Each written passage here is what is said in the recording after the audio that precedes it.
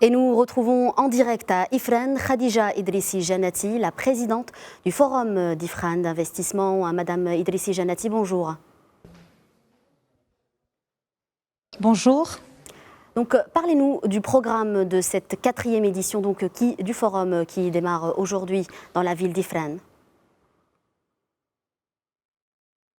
Alors en effet, nous lançons aujourd'hui la 4e édition du sommet africain du commerce et de l'investissement, Ifrane Forum, qui se tient sur 3 jours sous le patronage de Sa Majesté le roi Mohammed VI. Le thème choisi pour cette édition est en phase avec la philosophie du Forum. Il est totalement inspiré des réalités de l'Afrique, de ses richesses, et qui permet sur lesquelles capitaliser pour construire un avenir meilleur pour le continent. Entreprendre et innover pour transformer le continent.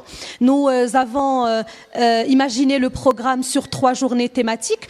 Aujourd'hui, nous parlons d'innovation avec des panels et des workshops en présence de start-upers africains et africaines, en présence aussi d'opérateurs économiques et donneurs d'ordre et décideurs politiques. L'objectif est de montrer les histoires de succès africaines en termes d'innovation, mais aussi parler de ce qui reste pour le continent pour se développer ou se mettre réellement sur le chemin de l'innovation. Demain, nous mettons les femmes au cœur du programme. La journée est consacrée aux femmes en Afrique et leur contribution, comment mesurer leur contribution au développement et à l'économie africaine. Et nous conclurons une 3e journée autour de l'entrepreneuriat.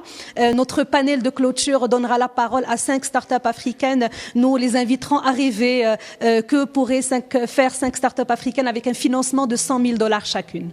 Parmi les objectifs de cette rencontre, poser les jalons du rêve africain. Une manière, selon vous, de mobiliser tous les acteurs du continent autour d'une cause commune. Et comment y parvenir ?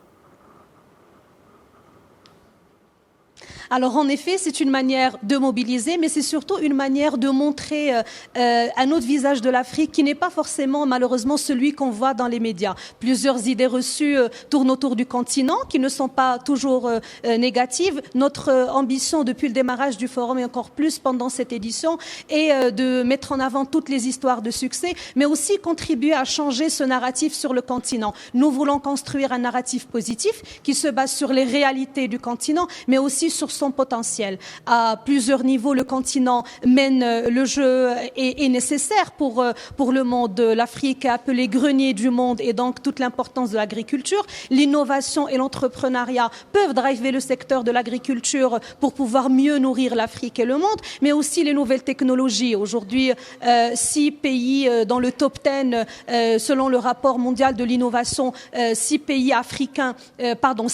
du top 10 sont africains. Et donc, c'est qu'il y a un vrai engagement du continent sur le chemin de l'innovation.